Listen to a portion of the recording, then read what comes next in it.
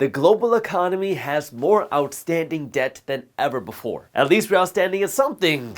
Oh, wait. People are drowning in debt. Corporations are loaded up on more debt than ever before, and our government here in America has so much debt that we have more debt than the entire size of the Chinese economy, the Japanese economy, the German economy, and the UK economy combined. Remember this one thing: too much debt is not a problem until it becomes a problem.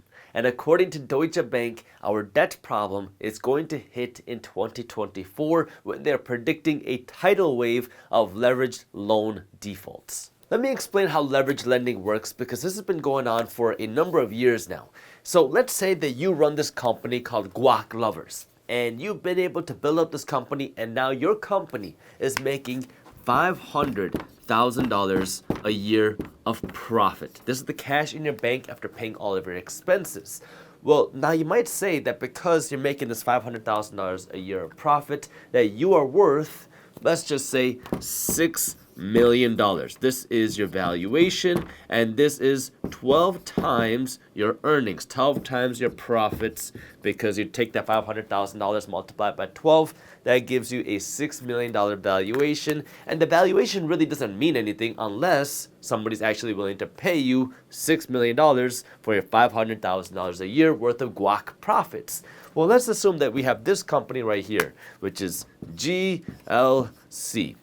Guac Lovers Corporations. So this company loves guac companies, and this likes to buy companies in the businesses of selling guac. So they come up to you, they see that you're a company selling guac, making good money, and they say, you know what? We're going to pay you the $6 million for your $500,000 a year of profits, because they think that if they can acquire a number of different companies, let's say they buy 10 companies like yours, and we can just assume the same numbers for the purposes of this example, 10 different guac companies, each one making $500,000 a year. Now what this GLC company is doing is they're building a portfolio of these different startups, these different companies that sell guacamole. Now what they're doing is they're going to build up this portfolio, and now this portfolio is going to say, we have a portfolio of companies that make $5 million a year in profits. Now you might say, well, what is the valuation of GLC going to be? Because if each company is worth $6 million, you would think that this entire portfolio is going to be worth $60 million. 10 companies at $6 million each for $60 million. Well, not exactly. Because now what this corporation is going to do is they're going to try to value their company not at a 12 times multiple, but maybe at a 20x multiple. So now you have this $5 million a year of profit at a $20 million valuation, and instead of being valued at $60 million, now they're going to value themselves at, well, $100 million. That way now they can sell this entire new company to a third company, a bigger entity, a bigger institution, a much larger buyout. And this is how the game has been working for a number of years now.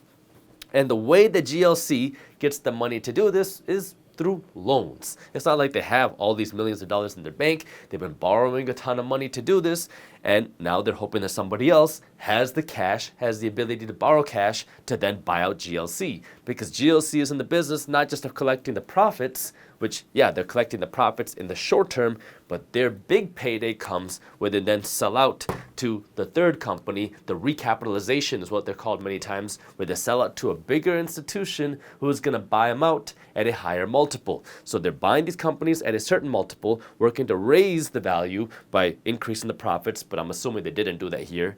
You keep the profits here, but then you try to sell it at a higher multiple. Now this is what Deutsche Bank is saying, that this bubble is going to burst come 2024. And this has been happening in many different industries, from healthcare to doctors to veterinarians to dentists. You've seen it a lot in healthcare, and it's not just in healthcare, it's in every other industry, but it's been growing a lot in healthcare in the last few years. But in other industries, from education to really every company, I mean, this has been going along for forever. But now what they're saying is that these valuation numbers are going to be dropping because of interest rates. As interest rates go up, the cost of borrowing money goes up, which means banks are not willing to give the same amount of money as before because they're saying these valuations aren't right. We can't afford to give you this much debt at this rate. We have to charge you a higher interest rate. So these companies are saying, we can't offer you a 12 times multiple anymore. We can only offer you an 8 times multiple, maybe a 6 times multiple. So now these valuations are dropping. Your profit's the same, but now instead of $6 million, it's $3 million. So now these corporation owners are saying, oh, we're not as valuable as a company anymore. And then when it comes time to sell, again, getting that 20 times multiple isn't as easy anymore. Maybe it's a 15 times multiple. And so you have a lot of companies that are loaded up on this debt, that are loaded up to their eyeballs with more debt than their balance sheet is worth because they're hoping to get this big payday. And with the companies that are super leveraged up, they can't get out in time, they're going to be the ones in default according to Deutsche Bank in 2024 when they have to start making their payments and they can't afford their debt. The thing that's so important for you to understand here though is the significance of the concept of loan defaults. Because what causes a loan to default? Well, someone's inability to pay. And right now, like we talked about in the beginning of this video, people, businesses, and governments have more debt than ever. People have more credit card debt than ever. People are loading up on their household debt, whether it's through a mortgage, credit card, a car loan, a home equity line of credit. People have more debt than ever before. Businesses have more debt than ever before. Governments have more debt than ever before. Now, again, it's not a problem until it becomes a problem. Well, when would it become a problem? When people, businesses, or governments don't have the ability to pay. What would cause the inability to pay? Well, for people, you stop making money. So if people continue to lose their jobs, if the economy continues to slow down, well, now you have people with no income but super high debt payments, which means you have an expense but no income to pay the expense. And on top of that, we also have interest rates that are rising. This applies to corporations, governments, and people. And so if you have any sort of variable interest debt for people, corporations, and governments, which for corporations and governments, most of your debt is variable interest rates. For people, mortgages, typically not variable interest rate unless you get an adjustable rate mortgage, but fixed rate debt, your fixed rate mortgages are not variable interest rate. However, credit card debt is variable. And so the cost of paying, servicing the debt goes up. So you have an economy that's slowing, you have people that are losing their jobs, and now you have this big debt bubble. And if people don't have the ability to pay because they lose an income, or businesses don't have the ability to pay because, well, people aren't spending like they could before, or if governments don't have the ability to pay because they're not generating enough tax dollars, that's what can cause a default. And a default has, well, a whole domino of effects, because if somebody doesn't have the ability to pay their mortgage or they don't have the ability to make their car payment, well, now you have a repossession, you have a foreclosure, and then that creates a loss for the lender, it creates a loss for the bank, that creates a loss for the product, the home price, the car prices, and then that can create further triggers down the line. And so this is where you got to pay attention to not just what's happening in the economy today, but what the implications are, because we still have the inflation problem, we have interest rates going up, and we have debt levels at numbers we've never seen before.